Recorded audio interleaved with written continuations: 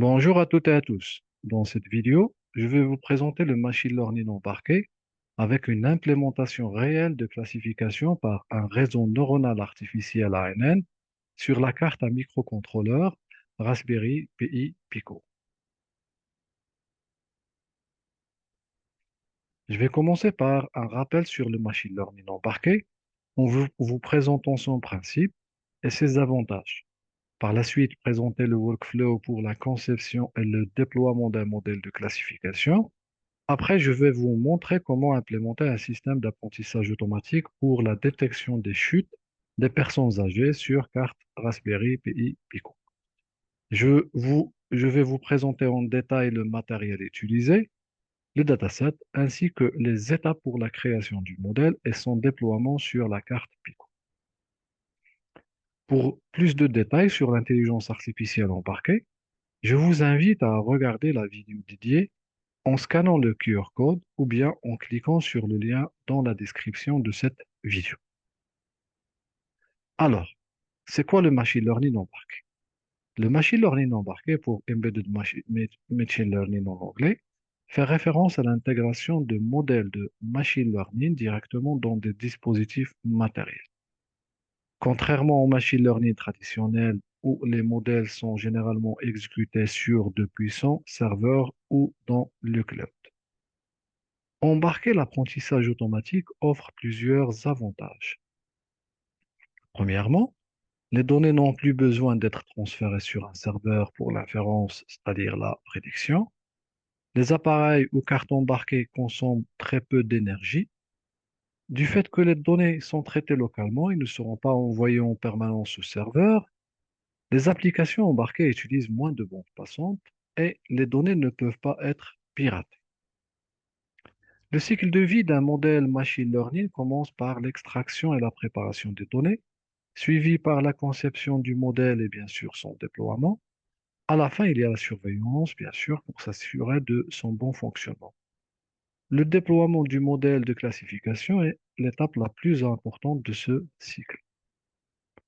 Pour concevoir des modèles machine learning embarqués, il faut premièrement concevoir et évaluer le modèle sur des ordinateurs puissants au local ou bien sur le cloud, comme Colab par exemple.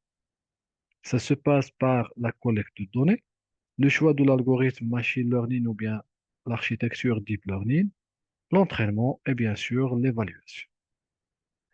Ensuite vient l'étape de déploiement ou la mise en production ou bien encore l'inférence, c'est-à-dire embarquer le modèle sur une carte pour faire des prédictions en temps réel.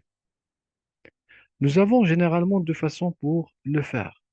La première consiste en la réécriture du modèle avec des langages de programmation embarqués comme le MicroPython ou ou bien C++ pour la Pico, ou bien utiliser une application tierce ou API pour convertir et optimiser le modèle pour notre carte. Nous allons développer une application intelligente embarquée utilisant l'apprentissage automatique pour simuler la détection des chutes chez les personnes âgées. Nous allons utiliser comme matériel une carte Raspberry Pi Pico, le modèle MPU 6050 pour la détection de la position de la personne et un écran pour afficher l'état. Pour une présentation détaillée de la carte Raspberry Pi Pico, je vous invite à regarder la vidéo dédiée en scannant bien sûr le QR code ou bien en cliquant sur le lien dans la description de cette vidéo. Le MPU 6050 est un module électronique qui sert de capteur de mouvement à 6 axes. Il combine un accéléromètre et un gyroscope, permettant ainsi de mesurer à la fois l'accélération linéaire et la rotation autour des trois axes. L'accéléromètre mesure l'accélération linéaire en détectant les changements de vitesse dans n'importe quelle direction. Le MPU 6050 fournit trois axes de données d'accéléromètre, X, Y et Z, et trois axes de données de gyroscope permettant une mesure précise du mouvement et de l'orientation dans l'espace 3D. Nous allons utiliser dans notre implémentation les coordonnées X, Y, Z de l'accéléromètre. Le module MPU 6050 contient 8 broches. Seuls quatre seront utilisés ici. La broche VCC, c'est la broche d'alimentation. Elle doit être connectée à une source de tension appropriée. GND pour ground, c'est la broche de masse. SCL pour serial clock, la broche d'horloge pour la communication I2C. Elle doit être connectée à la broche SCL du microcontrôleur. Et bien sûr, la broche SDA pour serial data, c'est la broche de données pour la communication I2C. Elle doit être connectée à la broche SDA du microcontrôleur. Nous allons utiliser un écran pour afficher l'état de la personne âgée, soit debout ou en une chute. Nous allons utiliser l'écran LCD 1602, qui est un afficheur qui permet de montrer 16 caractères sur deux lignes. L'écran LCD 1602 contient quatre broches. L'alimentation VCC ou bien VDD doit être connectée à une source de tension de 5 volts. Le ground GNT, c'est la broche de masse. Et bien sûr, pour la communication I2C, nous avons SCL pour Serial Clock, la broche d'horloge, et STA, Serial Data, la broche de données pour la communication I2C. Les étapes pour la conception d'un modèle de classification sont comme suit. Pour les données, nous allons utiliser un dataset qui a été collecté utilisant le même module, MPU 6050, en sauvegardant pour chaque état debout ou bien chute les coordonnées X, Y, Z. Nous allons utiliser deux états 0 pour debout et 1 pour chute. Le nombre total d'enregistrements dans le dataset est 16 685. Bien sûr, les données seront divisées en deux parties. 80% pour l'entraînement ou bien l'apprentissage du modèle de classification et 20% pour la validation. Pour l'algorithme de classification, nous allons utiliser l'ANN. Bien sûr, plus de détails sur cet algorithme sont sur la vidéo que vous pouvez regarder en scannant le QR code ou en cliquant sur le lien dans la description de cette vidéo. Alors, nous allons utiliser un réseau composé de trois couches. La couche d'entrée composée de trois neurones pour les coordonnées d'accélération X, Y et Z. Une seule couche cachée composée de quatre neurones avec comme fonction d'activation la fonction de Liouville. Et un seul neurone dans la couche de sortie et qui correspond à l'état de la personne, soit 0 pour debout ou bien soit 1 pour une chute. Bien sûr, la fonction d'activation est la fonction sigma. Voilà un zoom sur le deuxième neurone de la couche cachée. L'entraînement du modèle ANN a pour objectif d'ajuster les poids et biais de chaque neurone en utilisant l'ensemble de données d'entraînement. Il est question de maximiser la capacité du modèle à distinguer entre les mouvements de routine et ceux indiquant une chute. La dernière étape est la validation du modèle pour s'assurer de son bon fonctionnement et de ses prédictions. Pour la mise en pratique, je vais utiliser Google Colab pour la conception et l'évaluation du modèle de classification.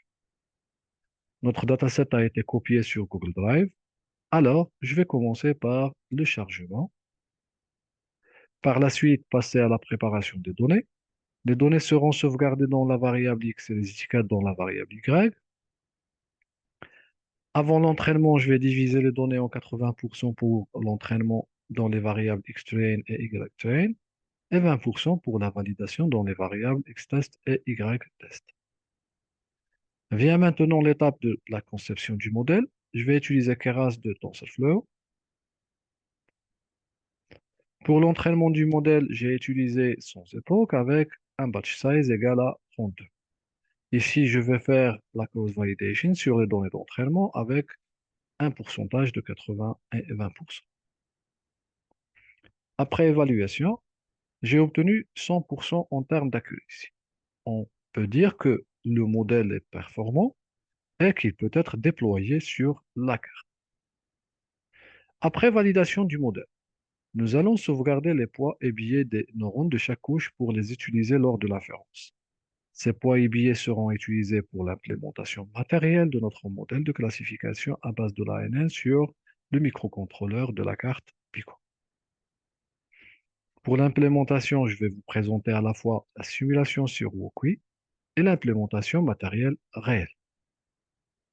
Pour les branchements, voilà le schéma de branchement des pins entre le module MPU 6050 et la carte Pico, ainsi que le branchement des pins entre l'écran LCD et la carte Pico. Pour pouvoir faire fonctionner chacune des deux composants, l'écran et le module MPU 6050, il faut bien sûr installer les packages nécessaires sur le microcontrôleur Pico. Si en face sont présentés les différents packages nécessaires pour chaque composant. Il suffit de créer pour chaque package ou API un fichier portant le même nom et y coller son contenu. Et après, il est téléversé sur le microcontrôleur. Il faut maintenant écrire le code de notre réseau neuronal artificiel ANN avec MicroPython. Bien sûr, nous n'avons plus accès aux bibliothèques avancées machine learning comme Keras ou autres, mais plutôt les bibliothèques de base comme Math ou bien autres. Il faut tout écrire à zéro, y compris les fonctions d'activation des lieux et sigmoid, ainsi que le forward propagation pour l'inférence ou bien l'estimation de la sortie. J'ai créé une classe que j'ai nommée ANN pour l'inférence. Les poids et biais de chaque couche seront passés dans la fonction principale. Dans le fichier principal, nous allons commencer par importer les classes et modules nécessaires. Par la suite, créer un objet qui va faire référence au module MPU 6050 en précisant les pins SDASL. La même chose pour l'écran LCD. On définit les poids et biais de chaque neurone dans chaque couche. Pour rappel, ces valeurs sont obtenues après entraînement de notre modèle sur ordinateur en mode hors ligne. Après, on déclare notre modèle en lui passant les valeurs des poids et biais. On crée une boucle infinie où on récupère les coordonnées x, y et z pour les passer au modèle de classification pour qu'il nous prédit l'état. La valeur de retour est une valeur entre 0 et 1. Après, faire un seuillage pour identifier et afficher sur l'écran LCD si la personne est debout ou bien par terre. Ainsi de suite. À chaque changement des coordonnées spatiales, le modèle va prédire l'état de la personne. Et bien sûr, on va l'afficher sur l'écran. Je vais maintenant faire les tests. Je vais commencer par la simulation sur Cui. Je vais lancer la simulation et je vais essayer à chaque fois de changer manuellement les positions X, Y et Z du module MPU 60 secondes. On remarque sur l'écran l'affichage de l'état, soit debout ou chute en variant ses coordonnées. J'ai ajouté aussi une instruction print pour afficher les valeurs des coordonnées et la prédiction du modèle sur la console.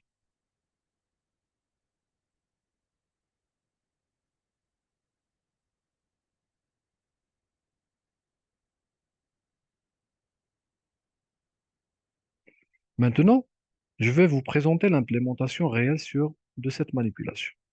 J'ai utilisé l'IDE Tony, j'ai utilisé les mêmes fichiers et le même code. J'ai bien sûr configuré le port de connexion de la carte Pico avec ma machine et j'ai téléversé tous les fichiers sur la carte Pico. Je vous invite vivement à utiliser à chaque fois le schéma de branchement de la carte Pico avant chaque nouvelle utilisation. Ici, une photo du branchement de la carte avec l'écran LCD et le module MPU 6050. J'ai gardé la même configuration de branchement que ceux utilisés pour la simulation sur Wokwi. Je vais téléverser les codes MicroPython nécessaires sur la carte Pico et bien sûr le microcontrôleur RP 2040 ou bien 2040.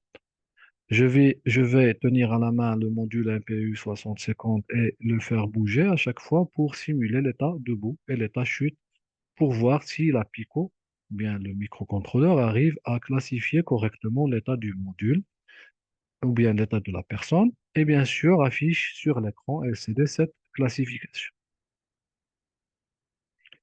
Aussi, j'ai fait un enregistrement vidéo pour vous montrer le fonctionnement de cette implémentation. On remarque bien que la Pico arrive à détecter correctement le changement de position du module MPU 6050 grâce à notre modèle machine learning implémenté sur la carte.